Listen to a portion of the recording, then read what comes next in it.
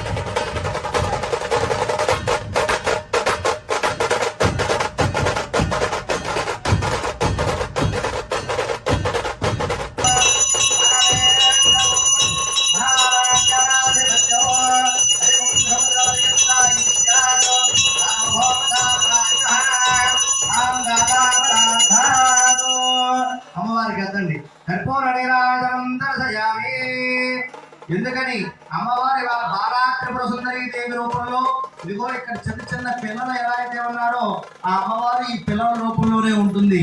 కాబట్టి ఈ ఒక్క రోజుకి ఇలాంటి హారతి రేపు నుంచి కూడా పూజ అయిన తర్వాత విశేష హారతి అనేది మనందరం తీసుకుంటున్నాం అమ్మవారికి.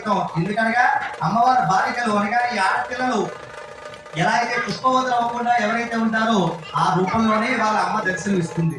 ఆ అమ్మవారి రూపంలో ఉన్న పిల్లలందరికీ కూడా నమస్కారం చేసుకుని, ఎందుకని బాలాత్రిపుర సుందరి అంటే అమ్మ స్వరూపమే. ఆడపిల్ల ప్రతి ఒక్కరికి కూడా చక్కగా బొట్టు పెట్టి అమ్మవారి ఆశీస్సులు వాళ్ళ ద్వారానే పొందాలి మనం.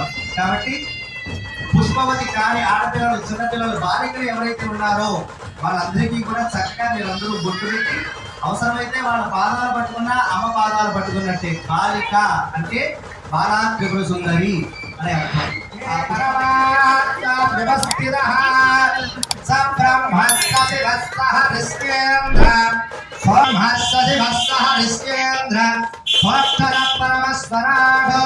రాజాధిరాజాయ ప్రసయ్య సాహినే నమోర్గ్య ప్రచోదయాతో.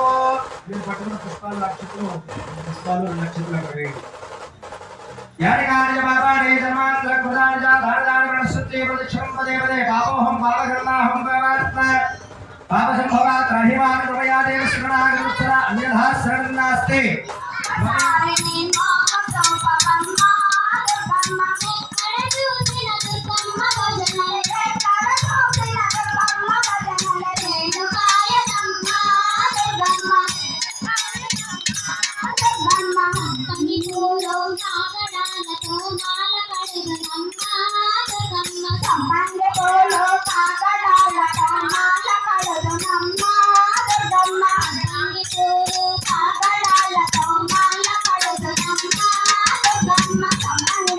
Come on,